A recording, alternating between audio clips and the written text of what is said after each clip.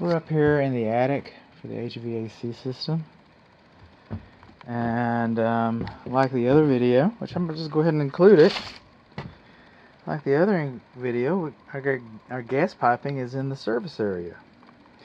I don't want people stepping on my gas piping. Do you want people stepping on your gas piping? I don't. Something to think about. Furnace is supported. I see daylight up there. It's pretty good. We got a care and use manual here. Zones. Care and use manual right there. Wait a minute.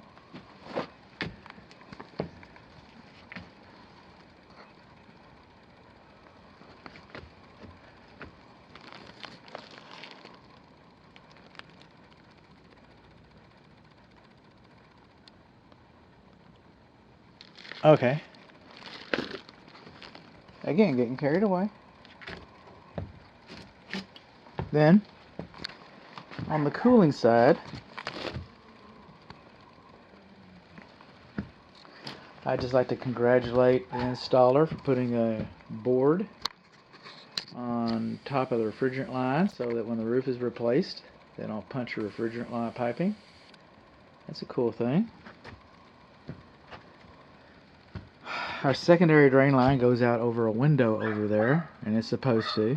So if you look out the second bedroom window and you see water going down, you know you have a problem. There's a safety pin. This is our primary evaporator drain line. It's insulated as it should be, but that's a shallow trap. It's a shallow trap, and some manufacturers aren't too keen on shallow traps.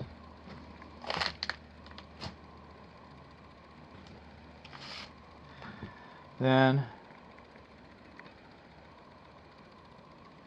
we're up to the venting. Our buckle's missing. I called that out on the original report. This is where our air filter goes.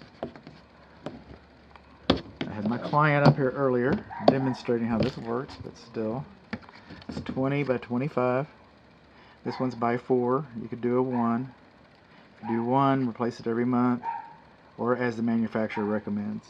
If you do 2, a 4-inch, this is dirty, okay, it's every 3 months, and again, or as the manufacturer recommends. I had mentioned that some of the duct was sagging. It shouldn't have, and I can't really see, either they actually did something,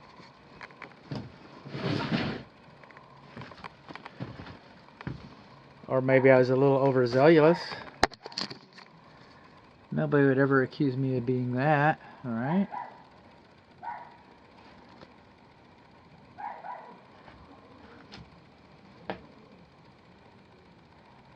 So that's it. We learned that our gas piping is in the way. We learned that we have a shallow P-trap.